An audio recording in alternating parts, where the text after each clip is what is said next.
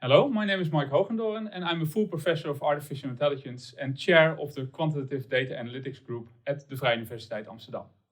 It is my pleasure to give an introductory talk for this video session in the AI and practice program on behalf of the Innovation Center for Artificial Intelligence, the lab of ING. In this video session, we will consider machine learning techniques. Now, machine learning is one of the domains in artificial intelligence and involves automatically identifying patterns from data. Now, on this slide, you can see the huge rise in the number of publications within machine learning. It's gained a lot of traction in recent times, not only in the research community, but also in applications in daily life.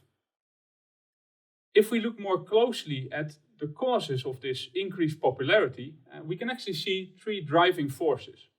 First of all, a lot more data has become available, which is of course the fuel for these kind of approaches.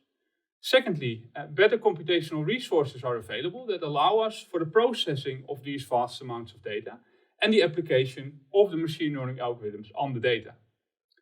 Finally, algorithms have been developed such as deep learning techniques, and these are better algorithms compared to what used to be there. Now, while this is of course great, there are certainly limitations to the current approaches. For example, many of the best performing models do not allow us to understand how the model works. They are more or less black boxes.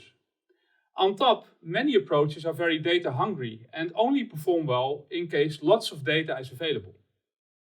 They also ignore potential knowledge that's already present and do not give any guarantees that the learned behavior is sufficiently safe.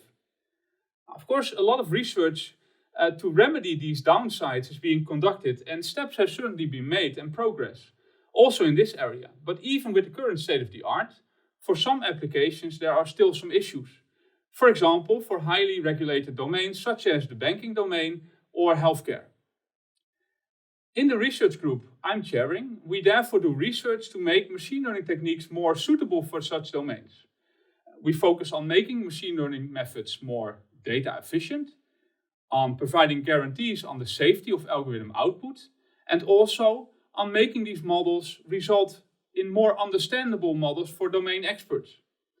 Furthermore, we investigate how we can exploit domain knowledge in the algorithms, ways to best handle sequential types of decision-making problems, where often interactions with users take place, and also how we can let humans and machines work in harmony when you think about machine learning. Now, for this specific video lesson, we focus on one application of machine learning, namely personalization.